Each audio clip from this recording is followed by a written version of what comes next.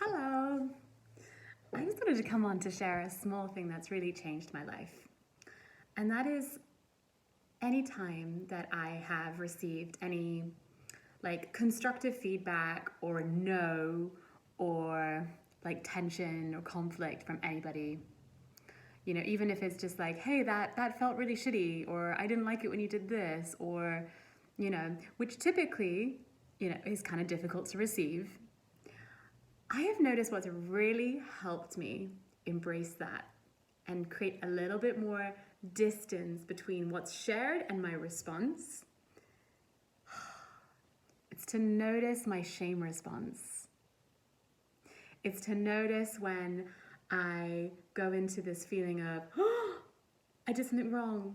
I'm a bad child. I'm a bad child. And it's so ingrained to me that when someone has something to say, tension, conflict, feedback, knows that I'm wrong in some way, right? Hence the shame response.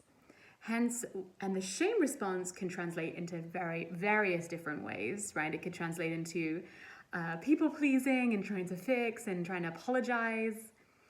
Or for me, it can often result in justification and maybe a little bit of defensiveness. And often I have to lead with that first before I can then make space for what that person's actually shared. And be like, oh, yeah, actually, wait, now I can feel empathy and I can see what you mean and hold space for that. But it's so interesting how now that I've externalized and made friends with this shame response, where I'm like, hi, shame. I expect it. I realize I'm friends with it. I'm intimate with it. I know exactly how it works and how it thinks, which is to basically think that it's a bad person. I can create a little bit more space for it.